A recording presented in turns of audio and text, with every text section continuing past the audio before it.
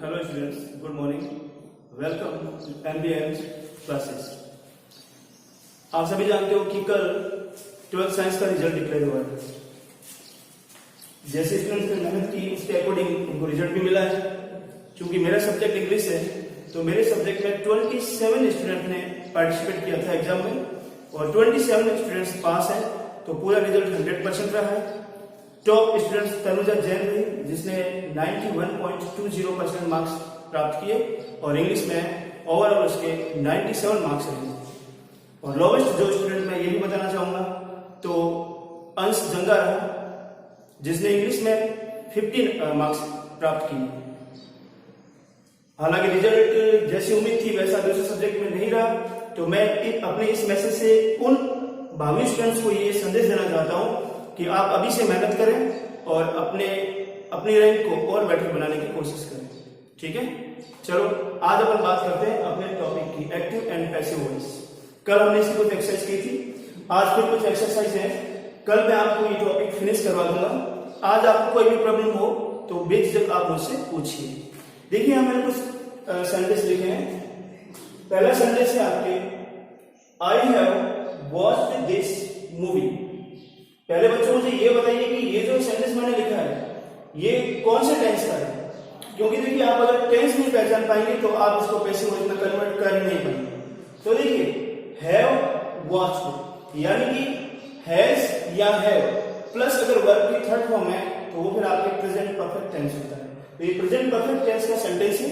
तो present perfect को जब हम पैसिव वॉइस में कन्वर्ट करेंगे तो सब्जेक्ट के अकॉर्डिंग, यानी ये हमारा जो ऑब्जेक्ट है इसको हमने सब्जेक्ट बनाया, इसके अकॉर्डिंग तो हमने हैज का प्रयोग किया है। क्यों कि the movie is a singular और सिंगुलर के साथ में हैज लगा, और जब हम इसको पैसिव में कन्वर्ट करेंगे तो हैज हो या हैव हो उसके साथ हम बीन कनेक्ट करते हैं। तो देखिए इस सेंटेंस का आपके पैसिव वॉइस बना, this movie has been watched by me. Okay, यहाँ पर देखिए मैंने आपके सब्जेक्ट भी लिखे हैं, ये देखो आई का आई सब्जेक्ट है तो इसका ऑब्जेक्ट इसके सामने लिखा हुआ है। जो जो सब्जेक्ट है उनके ऑब्जेक्ट इनके सामने लिखे हुए हैं, ये भी आपको अपने दिमाग में सेटअप करना है। सेकंड सेंटेंस देखिए, इंटरोगेटिव सेंटेंस है, why did he call you. Interrogative है बट कौन से टेंस का है, तो देखिए यहाँ पर डिड है, इट मींस ये पास्ट सिंपल है। ओके, पास्ट सिंपल में आपको पता है कि डिड के साथ वर्ब की सेकंड फॉर्म यूज की जाती है, पर चूंकि ये सेंटेंस है आपका इंटरोगेटिव है तो इंटरोगेटिव में आपके अगर डिड आया हुआ तो वहां पर फिर आपकी सेकंड फॉर्म यूज नहीं होगी। अब देखिए इसको हमने कैसे कन्वर्ट किया है पैसिव। तो देखिए जब भी आप ये वेरी इंपॉर्टेंट है WH वर्ड फैमिली की जो भी सेंटेंस होगी वो बहुत इंपॉर्टेंट है, आप थोड़ा सा ध्यान से वॉच करेंगे।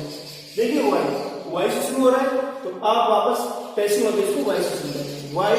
अब देखिए चूंकि पास्ट सिंपल है और हम इसको जब चेंज करते हैं तो हम हेल्पिंग वर्ब यूज करते हैं प्रेजेंट कंटिन्यूअस की। तो यहाँ पर देखिए helping verb like verb, by word. अब आप पूछेंगे वाई क्यों आया, तो यहाँ पर देखिए यू है और यू के साथ में पर्टिकुलर वर्ब हमने जो यूज किया था वो वर्ब का यूज किया जाता है। तो why were you third form called by him. Okay, अगर इस सेंटेंस में आपको प्रॉब्लम हो तो आप मुझे व्हाट्सएप पे मैसेज कर सकते हैं और बार बार इन सेंटेंस की प्रैक्टिस आपको करनी होगी। थर्ड सेंटेंस देखिए, आपको वापस टेंस पहचानना है, we are playing a game.